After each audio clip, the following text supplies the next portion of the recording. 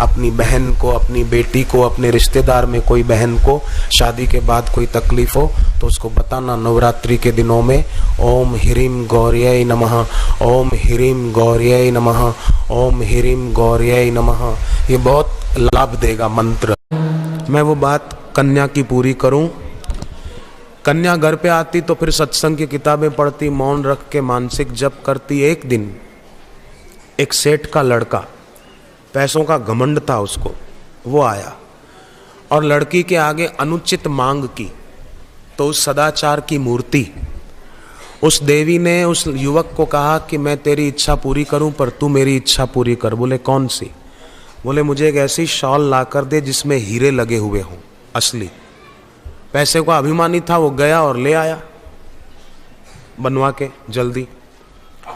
कन्या ने कहा अब चलो हम कहीं ऐसी जगह चलें जहां कोई ना हो, यहां तो मेरे माता पिता आ जाएंगे। कन्या उसको ले गई। नगर के बाहर एक गटर का नाला बह रहा था, उसमें वो शाल डुबा दी। वो लड़का बोला ये कीमती शाल हीरों से जड़ी हुई तूने इसलिए मंगाई थी कि कीचड़ में गंदा करे? तब उस कन्या ने कहा भाई तेरे कुछ रुपयों से लाई हुई शाल मैंने इस कीचड़ में गंदी की तो तुझे इतना गुस्सा आ रहा है? तो जरा सोच, रुपयों से न मिल सके ऐसी मनुष्य शरीर रूपी शाल तुझे भगवान ने दी है और तू उसको खराब कर रहा है। भगवान तुझ पर कितना नाराज होते होंगे वो तू नहीं सोचता। तेरी शाल मैंने खराब की तो तू गुस्सा कर रहा है, ये भगवान की दी हुई, इसको खराब मत कर। तो कन्या की ये बात सुनने से उस युवान का दिल परिवर्तित हो गया। उसके दिल का कोई अन्न जला दिया था वो जल गया। उसके हृदय की वीणा के तार वो झंकृत हो गए। उसके हृदय का कोई दरवाजा बंद था वो खुल गया। विवेक जागृत हो गया, वैराग्य की आंख खुल गई और उसने उस कन्या के पैर छुए। जिसके आगे गलत बात कर रहा था उसके पैर छुए, प्रणाम करके माफी मांगी और उसने भी सत्संग का और भक्ति का रास्ता अपना लिया। एक जवान ने एक संत को कहा महाराज जी मैं तो भक्ति करता हूं पर मेरे घर के लोग मुझे रोकते टोकते हैं तो मुझे डर लगता है कहीं मैं उनके संग में आकर भक्ति न छोड़ बैठूं। संत ने कहा तुम ऐसा क्यों सोचते हो कि उनका रंग तुमको लगेगा? तुम तो ऐसा सोचो कि मेरा रंग भी उनको लगेगा। एक ऐसी बच्ची थी, बच्ची मतलब बड़ी 20-22 साल की होगी, तो उसने दीक्षा ली, वो साधना करती थी तो उसके माँ बाप उसको रोकते थे। कैसे ना समझ, उसको बोलते थे इतनी क्या तू भक्ति करती है, थोड़ा बहुत हो गया बस।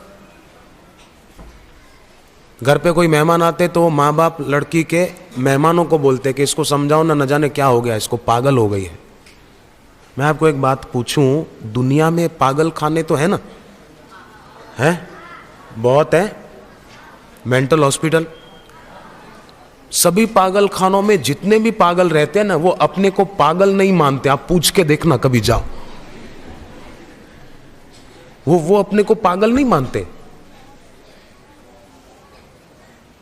एक आदमी पागल खाना देखने गया तो एक पागल बैठा था। उसको पूछा कैसे हो, मजे में हो ना, ठीक हो? अरे बोले मैं तो ठीक ही हूं, मेरे को तो भगवान ने दुनिया में भेजा ही था लोगों को ठीक करने के लिए, पर इन्होंने मेरे को पागल खाने में बंद कर दिया। तो दूसरा एक पागल पेड़ पर बैठा था, वो बोला कि झूठ बोल रहा है, भगवान तो मैं हूं, मैंने इसको भेजा ही नहीं है दुनिया में। ताली नहीं बजाना, नहीं। समझने की बात है कि पागल खाने में जितने पागल हैं वो अपने को पागल मानने को राजी नहीं है। अगर मान ले तो उसी दिन ठीक हो जाए। जवाहरलाल नेहरू गए पागल खाने में एक बार।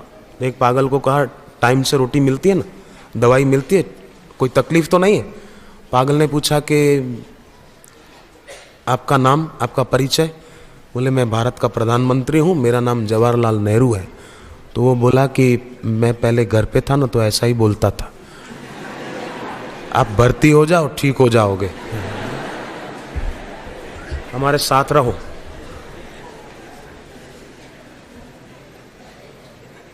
तो जितने पागल हैं ना दुनिया में पागल खानों में, वो समझदारों को पागल मानते हैं।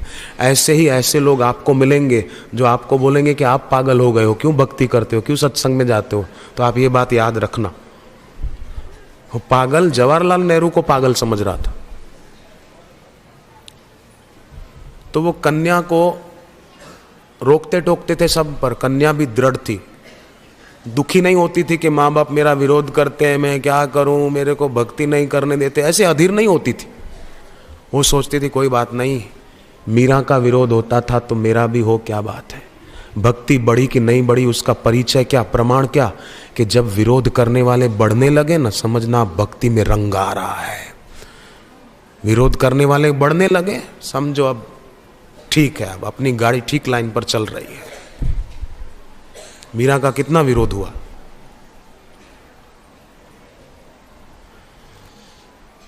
कन्या मनी मन प्रार्थना करती कि बापू मेरे माता पिता को भी सद्बुद्धि देना, उनको भी रंग लगे, वो भी इस रास्ते पर चले। और धीरे धीरे उस कन्या की भक्ति रंग लाई और उसके माँ बाप भी भक्त हो गए। अब तो उनके घर में बाल संस्कार केंद्र चलता है और उनकी 4 दुकानें हैं, 4 में से एक दुकान पे साहित्य आश्रम की औषधियाँ, सत्संग की कैसेटें भी मिलती है। एक कन्या ने पूरा घर का वातावरण बदल दिया ना। तो हम क्यों, घर पे अगर कोई विरोध करता है तो डरो मत, कोई बात नहीं। अरे एक छोटा सा चाबी का टुकड़ा, चाबी कितनी छोटी होती है, चाबी ताले की, घर को ताला लगा दिया, घर कितना बड़ा, ताला लगाया और चाबी कितनी जरा सी। एक छोटी सी चाबी इतने बड़े घर का दरवाजा खोल देती है। तो छोटा सा मिला हुआ गुरु का नाम दान, गुरु की मंत्र दीक्षा, वो बड़े बड़े तालों को खोलने की शक्ति रखती है। एक चाबी खोल देती है, लोहे की जड़ चाबी, लोहे की जड़ चाबी ताला खोल देती है। तो गुरु का दिया मंत्र तो चेतन है, बड़ा प्रभाव रखता है अपने आप में।